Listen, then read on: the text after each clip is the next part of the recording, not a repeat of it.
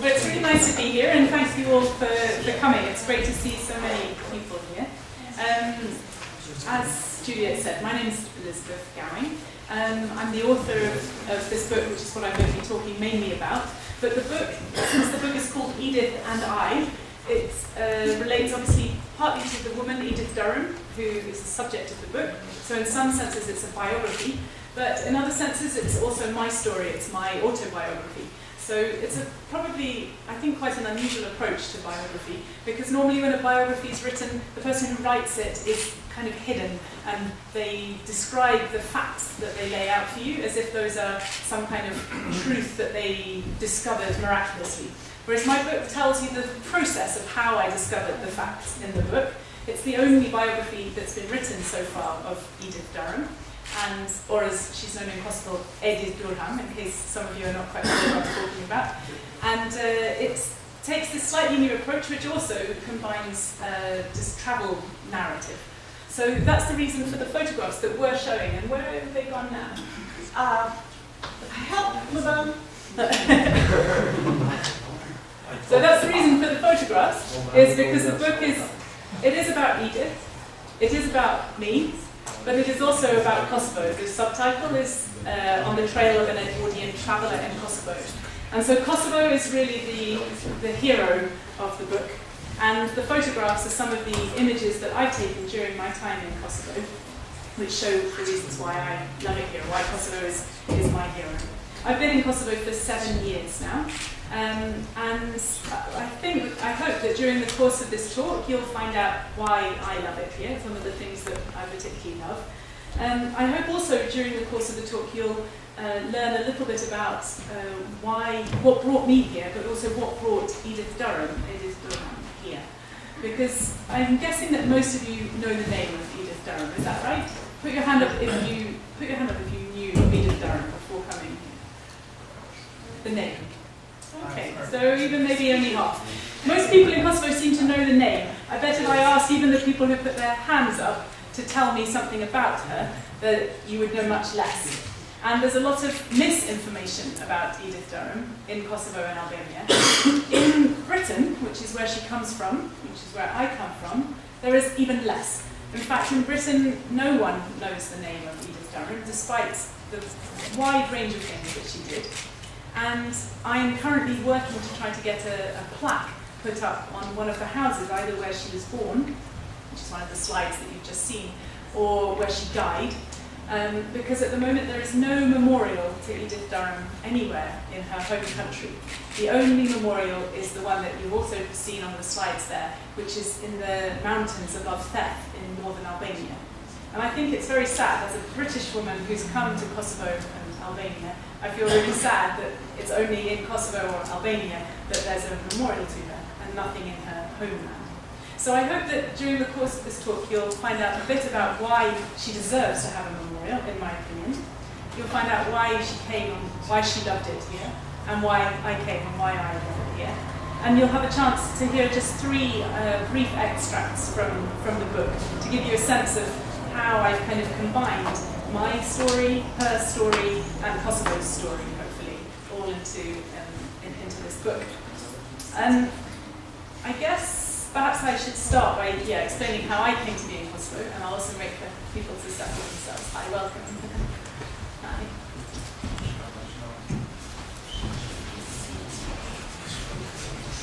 The photographs, by the way, are going to keep looping behind me while I'm talking. So, and at the end, if you have questions about any of them, I will explain what they are. But they're all connected in some way to Edith Durham's story, or to my story as it's told in the book. Great. I came to Kosovo 7 years ago when my partner was given the job as advisor to the Prime Minister at the time, to Agin Chetan. And we were supposed just to come for 6 months. So that was 7 years ago. It's been a very long and lovely 6 months. I'm a teacher by profession, and so I thought that when I came I would find, I knew there would be children. And there have been children. There have also been jobs at university, so I also taught at AAB University and at the University of Pristina, and I've taught in schools. And then, as Julia mentioned, I set up an NGO here, which works mainly on education, particularly with the Roma, Ashkali and Egyptian communities in 6 municipalities in Kosovo. But we're a volunteer-based organisation, so I'm a volunteer, and we've been lucky in the past to have support from volunteers from AUK, and of course are always looking for other volunteers. So if anyone's interested at the end of the talk to come and talk to me about how they could contribute to that, that would be great. And that's linked to the story of Edith Durham, because as you'll hear, Edith Durham did a lot of humanitarian work when she was in Albania and Macedonia, particularly, less so in her time in Kosovo. And it was really during the research for this book that I was kind of inspired to think, look what this woman did when she came from England all a century ago, and what have you done? And so it was her example that made me feel like if you're going to come to another country, if you've got skills from training as a teacher, for example, in my case, then you have some kind of moral obligation to do something with those skills. So I can't have achieved anything like what Edith Durham achieved for the people of Kosovo, Macedonia, Albania in her time, but I have been inspired to do something with that, and I hope that some of that comes through in the book as well. But that's not why Edith Durham first came to the Balkans. She didn't come to do aid work. In fact, she was 37 before she travelled to any part of the Balkans, which is quite old for someone who's just about to celebrate their 40th birthday. It's really quite old. And it was even older, 100 years ago, when a woman would definitely be expected to have married by that age, and that her active life was pretty much over. Well, Edith Durham hadn't married. In fact, she never did marry. And she was the oldest unmarried daughter. And because of that, when her mother became sick, it was Edith Durham who had to look after her. So actually, Edith Durham was stuck at home in North London, looking after her sick mother, and going slowly crazy with frustration at that. And at the age of 37, she had a nervous breakdown. And her doctor prescribed her travel. He said, it doesn't matter where you go, but just get as far as you can from here. So she went off on a cruise, and she took a cruise down the Adriatic coast. She stopped in Italy, but also then in Croatia, and she stopped off in Montenegro. And what she saw in Montenegro as she travelled around a little bit inland was a countryside that she'd never heard described anywhere in Britain, and traditions and people who weren't familiar to the British at all. And she fell in love with this part of Europe that was so unknown in her country. And she went back home and she made a deal with her mother that she would look after her for 10 months of the year, in exchange for 2 months every year when she could go back to the Balkans. So that was how she started. And in fact, at the beginning, she was most involved with Montenegro, and she got to know the King of Montenegro quite well and helped him putting together an exhibition in London to represent Montenegro. But then wars started between Montenegro and Albania, and she was horrified at the atrocities that were committed during that war, and she returned the medal that she had been given by the King of Montenegro, and she never returned to Montenegro. But she continued travelling around the Balkans and came through Serbia and Bosnia, into Kosovo, and into Albania. And Albania was where she spent most of her time. Every year she'd come back, and finally when her mother died, she actually moved to live in Shkodra.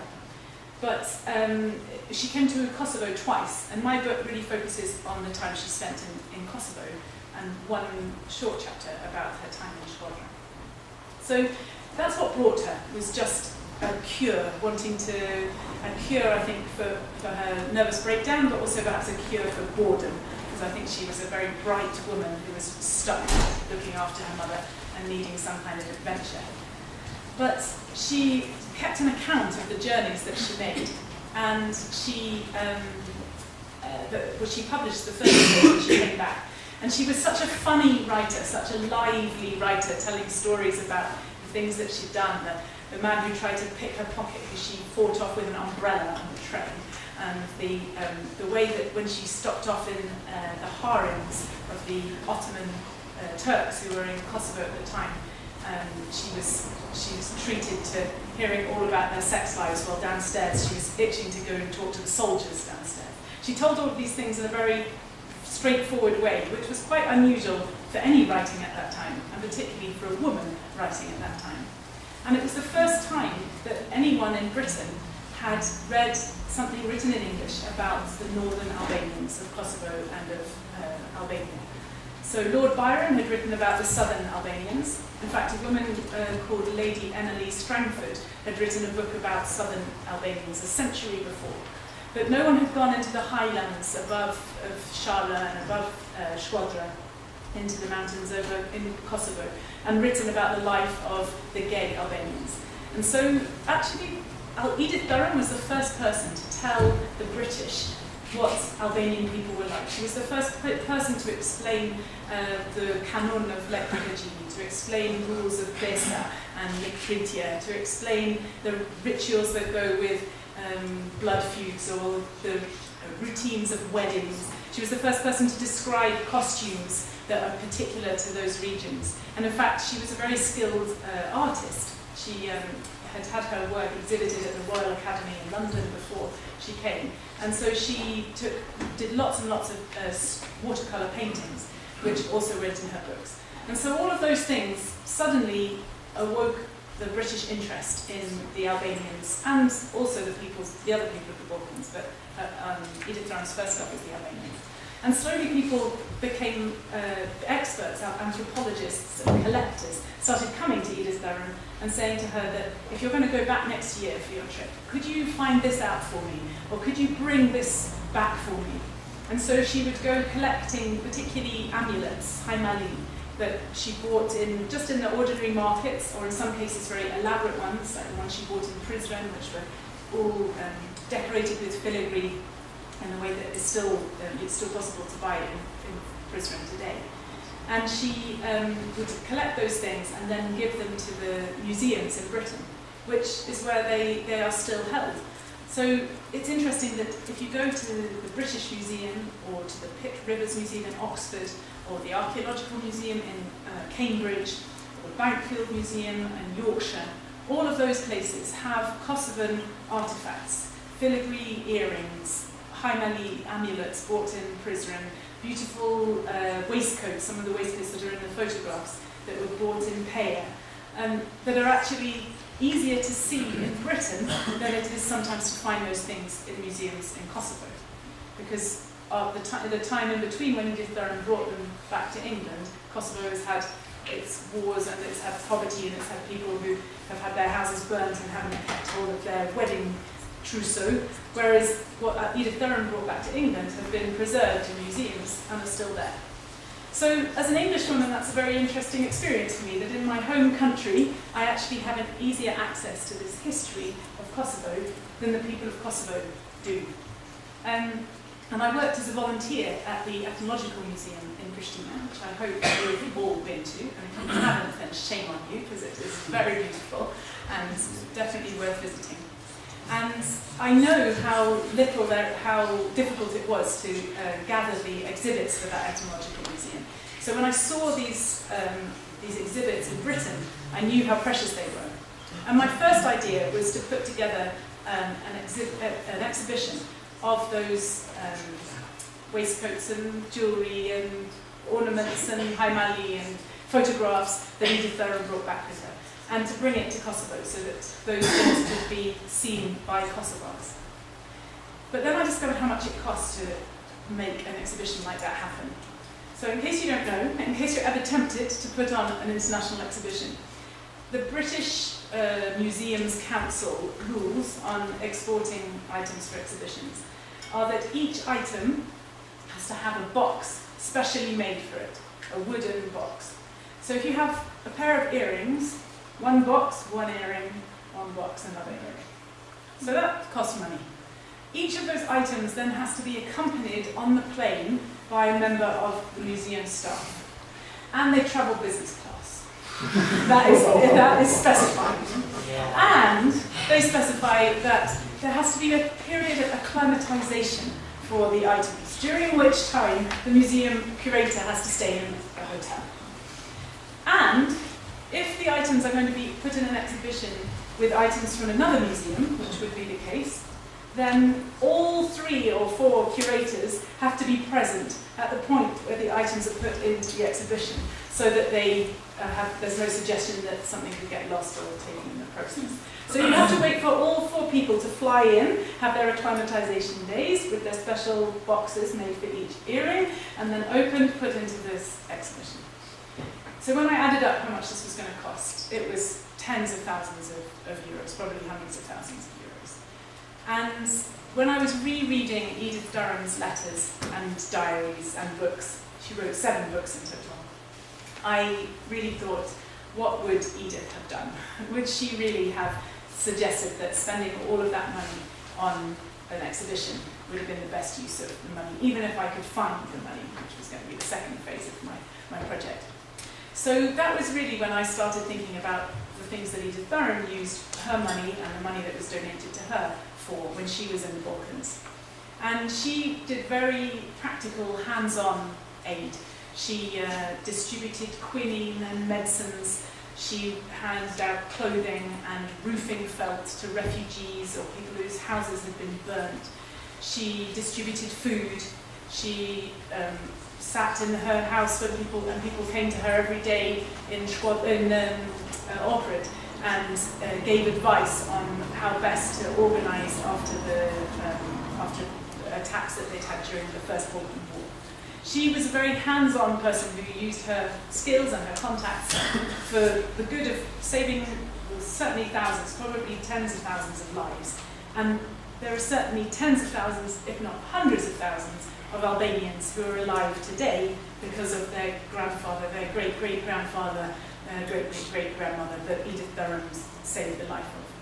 So I felt like actually the best way to honour Edith Durham's memory was not to put on this lavish exhibition with the business class tickets, but to start up our NGO, but also to write a book about the research for finding out about that exhibition.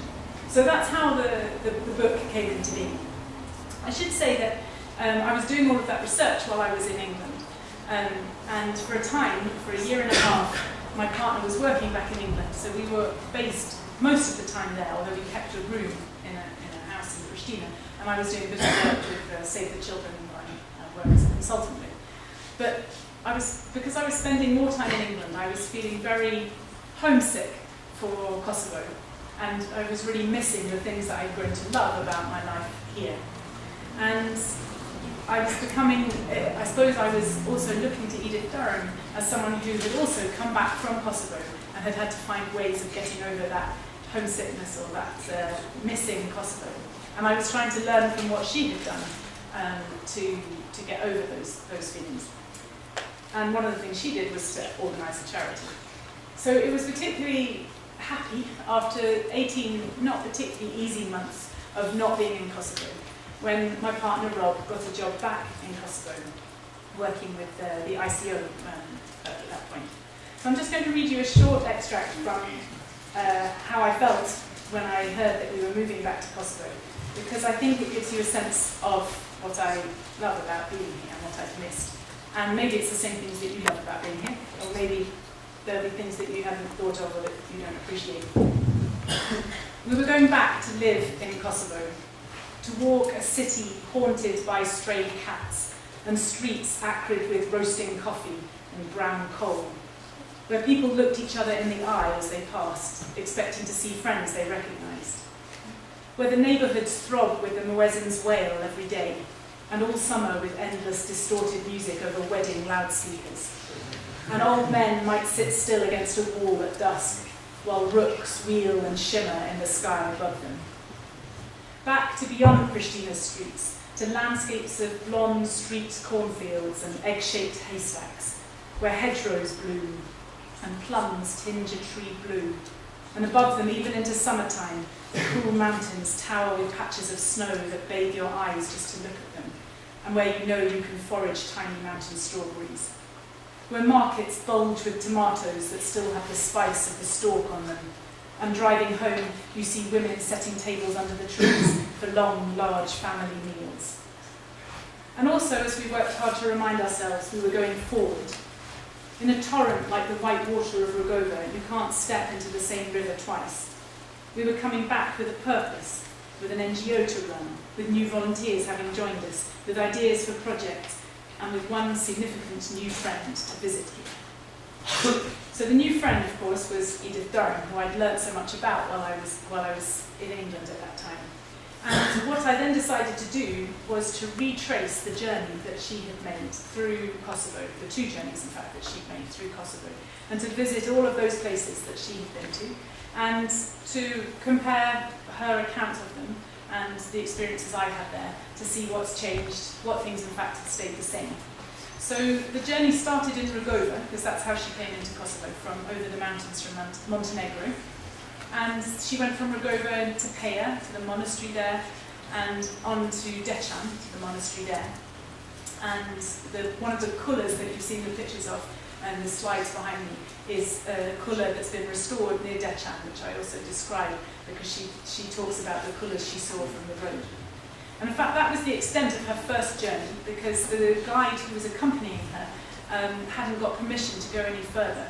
And so although she wanted to go on to Jakova, she said that if he hadn't returned to Montenegro in time, he would have been killed. So for his sake, they returned and didn't get to Jakova. So she came back 5 years later. And then she did come to Jakova. She came over from Albania then. And so there's an account of my visit to Jakova, to an account of what's changed since the visit of Edith Durham, which of course includes the terrible destruction of the Pasar during the war. It also describes the journey that's now on the ferry. In fact, it's stopped now, but when I was narrating the story, you could take this wonderful ferry journey between Albania to Jakova on Lake Komani. And I stayed the night in Jakova before catching the ferry at Teche, that's a Bektashi Teche, where visitors are welcome to stay for free. And that was a very magical experience as well. So I visited Jakova, where she stayed for some time, and she then went on to Prizren, which she loved. And I also love. Who's from Prizren here? No, somebody is. People are starting to feel braver. And Jakova, we have somebody, at least one. Thank you, brave Jakovans. And I also have a kind of connection with Jakova, because I have a friend from Jakova whose daughter I was invited to cut their hair on for the first time. So I became Ndrikoma for a little girl from Jakova, which according to the canon I think makes me family for Jakova, and means that I can't intermarry to that family for 12 generations. So I described the story of Jakova, the story then of going to Devic, which is a monastery, which you can see in some of the photographs there, which when Edith Durham visited was a really lively monastery. She visited on a feast day, and she describes this thousands of people, pilgrims, coming to the monastery, and this huge festival and music and dancing into the small hours of the morning.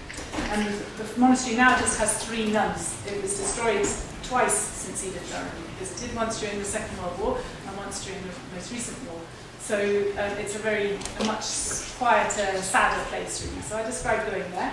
Then she came to Gračanica and she came to Pristina, which she hated. But I do my best in the chapter about Pristina to explain why I disagree with her. But also about the buildings that are still around from her time, so including the Ethnological Museum. And there are about 18 buildings in Pristina, only 18, that still survive from 100 years ago. And I describe some of what happened, some of the reasons why those buildings haven't survived as they should have done, even the ones that are under protection from the Ministry of Culture. And then from Pristina she went up to Mitrovica, which I also described. So the middle section of the book is a travel story of all of those places, which include many of my favourite parts of Kosovo. And I was thinking I might read, I don't know how time is going. Maybe I won't read those, perhaps I'll just read now a section about learning Albanian, because I speak Albanian more or less. And there's the story of how I decided I was going to learn Albanian. And comparing with Edith, who actually never did. She learnt some Serbian at the beginning, and she communicated with her guide in German.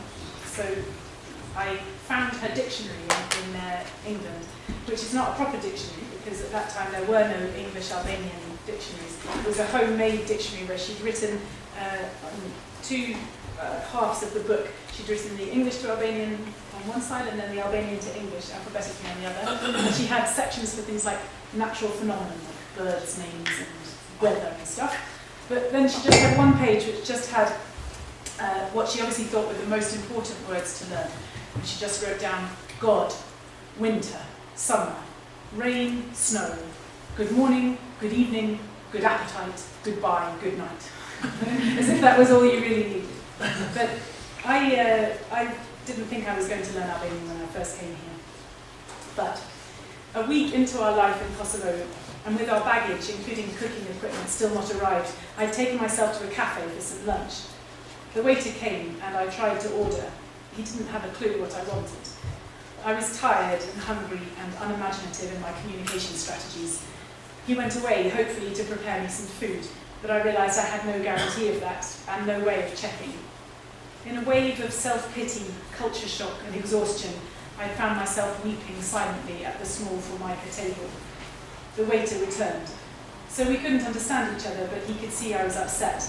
And he spoke to me, incomprehensible syllables of what I presumed were consolation. I tried to explain, to wave it away, to articulate a few of the sounds in the unending Falimidir. But with each hopeless attempt, my eyes welled up more. The kindly man went away and returned shortly afterwards with a cup of Turkish coffee, which he placed on the table before me. It was so thoughtful of him. I tried to thank him. Falem. But unlike Edith, whose diaries I found infused with the stuff, I really can't drink Turkish coffee. I actually gag at the dark bitterness of it. I tried to lift the cup to my mouth, but the smell was so strong, so foreign, yet again so inexplicable that it only brought more tears to my eyes. How could I possibly survive in this country with its flavours that made me retch and its unpronounceable nouns stuck in my mouth? I looked up and I saw the waiter watching me. This was hopeless. He saw my distress and, clearly running through his lexicon of unspoken sympathy, reached into his pocket and offered me a cigarette. Hopeless again. That afternoon, I realised that in the next month I was either going to have to learn to smoke or learn to speak Albanian. So I still don't smoke. I learned a little bit. So I think I'm going to stop there in case there's questions, to leave time for questions, either about the book, or about the photographs, or about anything else. And of course, time if anybody does want to buy a copy of the book for themselves or for someone else, which I'm happy to sign or to inscribe as a gift for somebody. But maybe people have questions before that.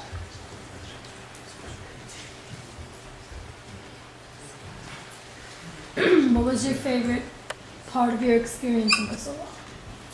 What was my favourite part of my experience? I think one of the most magical days was actually of my research. Is that what you mean for the book, or of my whole time in Kosovo? Well, for the book, I think one of the most magical days was the day that started in Jakova and this teche, and then I caught this wonderful ferry, and I went into Shkodra, which was exciting, not just because Shkodra is a lovely city, but I was there to visit this 70-year-old man who is the grandson of the guide that took Edith Durham around the mountains.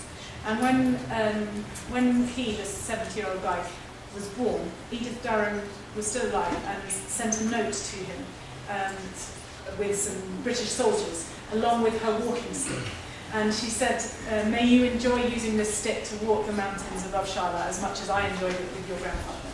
And he still has this walking stick. There's a picture of him, maybe you saw him in the pictures. And so it was really exciting to meet somebody, he'd never met her, but he had this direct connection, and to actually hold her walking stick, and kind of both to hold the top of it, where she had held it, but also to see the bottom of it, which is where she'd, kind of hit the ground as she'd gone all across Albania and Kosovo. So that was a really special day, because it started at like 3 a.m. in the Teche, and it finished in Shkodra, and I had that real sense of discovering something, and an adventure in between. Could you tell us more about the NGO gifts that were here? I keep when people ask that. The ideas, the NGO is called the Ideas Partnership, which is a deliberately kind of very broad title that because we work on a range of things. So the biggest projects we do are to do with education and getting kids into school. But I also have a passion for the environment, so one part of our work is unrelated to kids in school and is about environment. And another part of our work, which links more directly with the book, is about cultural heritage and about trying to save old buildings and promote traditional ways of life as a possibility for sustainable tourism in Kosovo. So we have those three sort of strands. We are mainly volunteers, so I'm a volunteer with the organisation, and we're about 90 volunteers now. About half of those are foreigners in Kosovo, like me, and about 15, I guess, are, no, maybe a bit more, 20, are Roma or Ashkali or Egyptian, and the others are Kosovo Albanians. And we work in, not in Pristina, we have a headquarters in Pristina, like a one-room office. We work in Kosovo, Obilic, Istok, Peja, Mitrovica, and Janjevo. And we do different things in the different municipalities, but so far we've got 200 kids into school, kids who were out of school before and who we've helped register to school, and we help them to stay in school with lessons every Saturday. So in Kosovo we have about 150 children who come every Saturday, and we're always needing people to teach those classes, either Albanian reading and writing, or mathematics, or English classes. But we also have dance classes every week in Kosovo.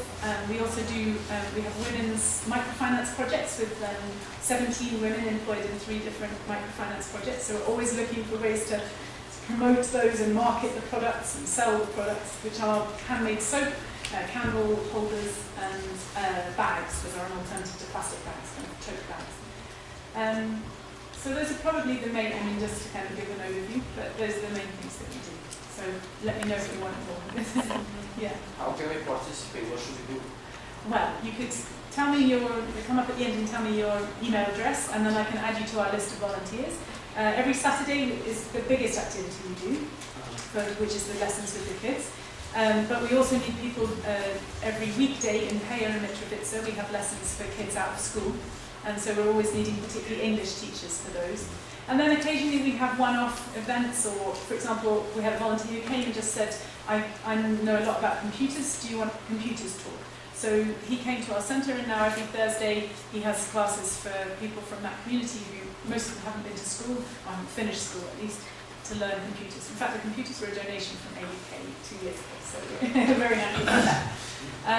We also, any of you have any expertise in marketing or in online marketing, like kind of using Facebook to try to get people aware of our products, then that's something we're really working at selling these tote bags with logos on them, so that companies could buy bulk orders of them if they have a conference, or if they want to give them as promotional gifts or whatever.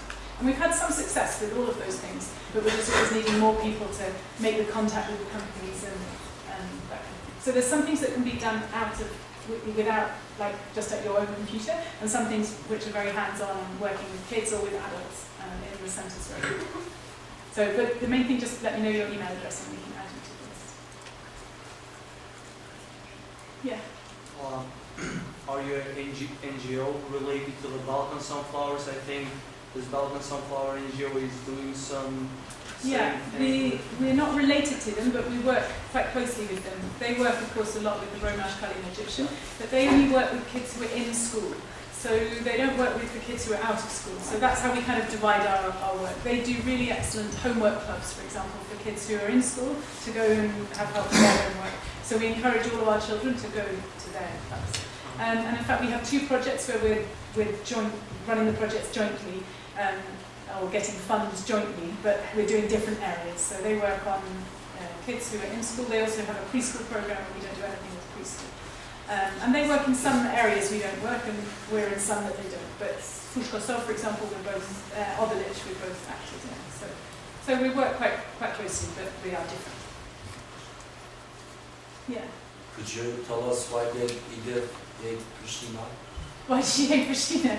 Let me see if I can find what she said. Good question. She also hated Peja, by the way, so just to be fair. She found, she had a bad experience because she found this dead dog in the street in Peja. That seemed to have, sorry, a dead horse in the street. And she said it was attracting flies. She's quite graphic about that description. So what did she say about Christian?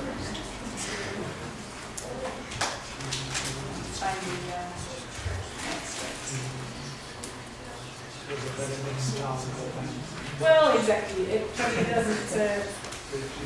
She said she described the market because she loved markets because that's where she bought all her amulets. Yeah, she described it as. She said from above, because of course she came on the hill. You know that you come down from Gračanica, from Veternik, that hill, which is a wonderful view of Pristina. She said from above, most taking, red roofs, green trees, white minarets.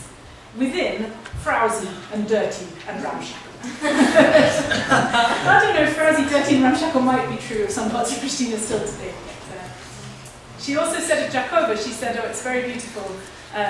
In fact, she said it was like a dream because she was coming over the hills and she had that dream of going to Jakova 5 years previously and hadn't been able to go, so she was saying how exciting it was to reach it. But she said, but once industry comes, of course, it will be wrecked like everywhere else. And actually, I think that's not true of Jakova. I think it does have industry, and I think it's not been wrecked like everywhere else. So that's an achievement. Yeah. Why did I like Prizren? One of the main kind of connections for me with Prizren is this really wonderful filigree cooperative that's in an old tobacco factory. There's just 9 guys, men and women, who make filigree for all kinds of, they make jewellery, they make wedding belts and waistcoats. And I went to see them kind of by chance about 4 years ago. And since then I've gone back every few months, I go and visit them. And it's such a magical process watching, I don't know if any of you have seen filigree being made, but it starts with like rods of silver, like thick like your thumb and about that long. And then they pull the rods through this extruding machine until one of those rods turns into, I think it's 40 meters of thin wire that's like as thin as a hair. And then they take that wire and they do these, particular designs. One, like this ring that I've got, is called mouse tooth, which is this kind of zigzag, which looks very simple until you try to do it yourself, which I've tried.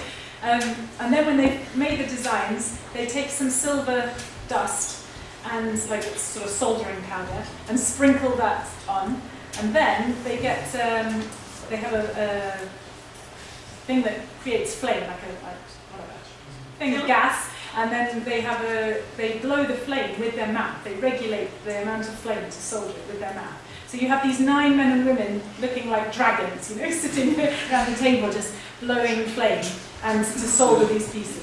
And it's a really magical process to watch the whole thing. And on the table they have an old rabbit's foot, because apparently that was the best thing to mop up the silver dust with, was this rabbit's foot. So it looks like a kind of magician's workshop or something. And then they make these very beautiful, very intricate goods. And the fact that Edith Durham also loved the filigree in Prizren was a really nice connection.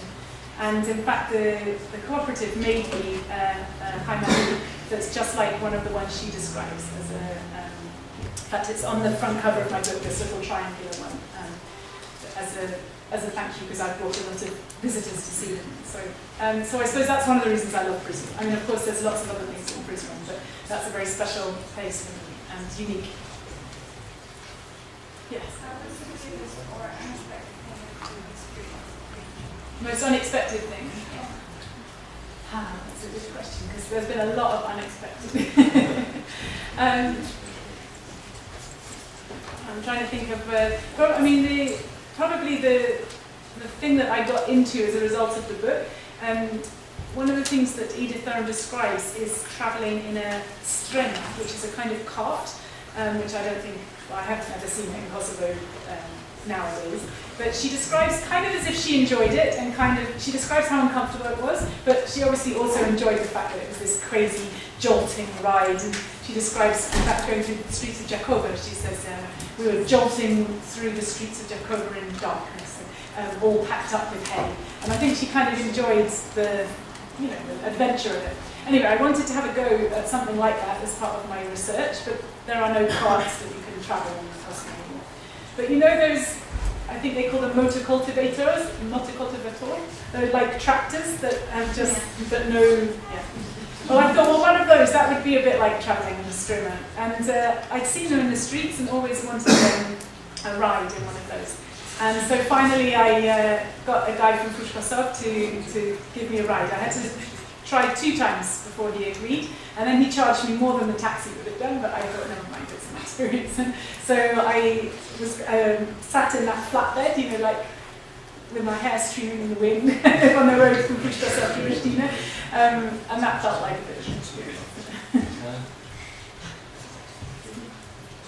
What happened to Edith Durham? Yes, I didn't really, you're right, I didn't quite finish the story. In a way, I think her story is quite a sad story because she had this very quiet first 37 years, and then she had 20 very intense years of travel and publishing and aid and becoming quite well known even in England and certainly in the region. And then after the war, after the First World War, she never had very good health, and after the First World War she didn't come back to Albania apart from one journey in 1921. And then she said it has changed so much under King Zog. She said, my Albania has gone. And she never returned to the region, even though she lived for another 23 years. And she spent those 23 years really, I think, being very nostalgic for the time that she'd had, being very angry at how Britain had let Albania down in the London Conference in 1912, the decision in 1913. And she was lobbying against the borders of Albania having been drawn where they were drawn, right till the end of her life. So she died at the age of 80, and on her 80th birthday she went out on a protest to protest again for the rights of Albania's borders to be drawn around ethnic Albania. So I think, you know, she never lived to see that hope realised, and I think she probably would have been very frustrated. I think she probably died very frustrated. And she never married, and she didn't have children. She does have, she's survived by 2 great nephews who are now in their 70s themselves. But I don't think she had kind of close family at the end of her life. So it's a sad story, and another reason why I really want there to be a plaque to her and a book written about her, because all of that wonderful things that she did in the middle part of her life are not commemorated. Yeah. You know how you mentioned about how Edith sent a lot of stuff over to Britain. Whereabouts are they displayed? Well, most of them, I mean, as with most stuff that's in museums in Britain anyway, is in the stores of the museums. You know, most museums only have like 1% of their collections on display. The place where you can actually see the stuff displayed, there's 2 museums. One is in Halifax in Yorkshire, where there was an entire exhibition dedicated to her. She gave all of her textiles to that museum, the Textile Museum in Halifax. Although that exhibition actually closed last year, but it was on for about 3 years, 4 years or something. It was really wonderful. And her opinga, her slippers that she walked, or her kind of, moccasins that she walked in, you probably saw them in the picture, they're still on display there, which I think is really magic, because those are the actual thing that she walked around Kosovo and back to England with. And then in Cambridge, in the Archaeological and Anthropological Museum, the ArcAM, there's some of the stuff she brought back from Kosovo there. And then the British Museum has a lot of her things, but none of it on display. So I had to go and make special arrangements to see the stuff, which actually was in itself quite exciting, to go into the storehouse of the British Museum. And the other museum that has a lot of her stuff is the Pitt Rivers in Oxford. And again, that was great the probably most exciting moment was you're allowed to touch the things if you make a special arrangement to see them, you know, as a researcher, then you're allowed to touch these exhibits. But of course you have to put gloves on so that you don't damage them. And I was wearing this ring, not this ring, but a ring that had been made for me by the filigree cooperative I mentioned, which had a slightly bigger kind of stone in it. So when I put these rubber gloves on, I realised it was going to tear the rubber. So I took the ring off and put it down on the table, and realised it was sitting right next to another ring that had come from Prizren that was made of filigree that Edith Durham had brought back. So there was this real, this ring and its granddad kind of sitting next to each other. So that was really exciting. Yeah. Not really proud about traditional food. Which one is the best one you've experienced here? In Kosovo? Yeah. I think it would have to be hospitality. I mean, that's something I think that you just can't fail to be struck by as a visitor here. And particularly if you, I mean, it's true everywhere, but particularly in the villages, the way that people who have nothing have welcomed me, and it seems like the less they have, the more they've wanted to give me. That's very touching, and I hope I've learned something from that, because I think British people don't have such hospitality. We have, like, to me, hospitality meant having dinner parties, or having people to stay for the weekend and making sure the guest room looked nice for them. That to me was offering hospitality. But since moving to Kosovo, I've felt much more. I've had my home open to strangers, or people on couch surfing, or people in London who I've met when I've been back who've been confused about the way, and I've said, oh, well, let me show you. Things that wouldn't have come naturally to me until I'd learned them in Kosovo. Yeah. What were your first thoughts before coming to Kosovo? What you thought would be like? You want to realize So what were my thoughts before, what was my opinion of Kosovo before I came, and what was it like when I came? Well, I'm a teacher, like I said, so in 1999 I was teaching in London in a primary school. Well, I was a deputy head of the primary school there, and that was the first Kosovars I met, who were the people who came as refugees in 99. And so there was one particular family I got very friendly with, who are wonderful ambassadors for Kosovo, because they're really hard-working, really very bright, very successful family from near Podjevo, from Lubci Kosztin. And so they were the first Kosovars I'd met, so I had a very good opinion of Kosovars as people, but I expected that the country would, all I knew was the war, so I expected it would be this devastated country with everything looking like half destroyed and whatever. And so that was my biggest shock when I arrived, was that the country looked like it was a country that had rebuilt itself and was on its way to the future. And I think the negative thing that probably hit me even on the very first trip from the airport to Pristina was the garbage that's in the fields. So that's part of my environmental mission, is to try to change that. What's your favorite food from Kosovo, like from our tradition? What's my favourite food is the question. Well, my first book, which I didn't mention, my first book is called Travels in Blood and Honey, and it's about becoming a beekeeper here, because I don't anymore because I didn't survive the winter, but I had 2 beehives for 4 years. I had hives here. So anything with honey is my favourite dish, and you can have most things with honey. So flea with honey is excellent. Lokuma with honey is, there you go. Lokuma with honey I made myself, whereas flea I'm not so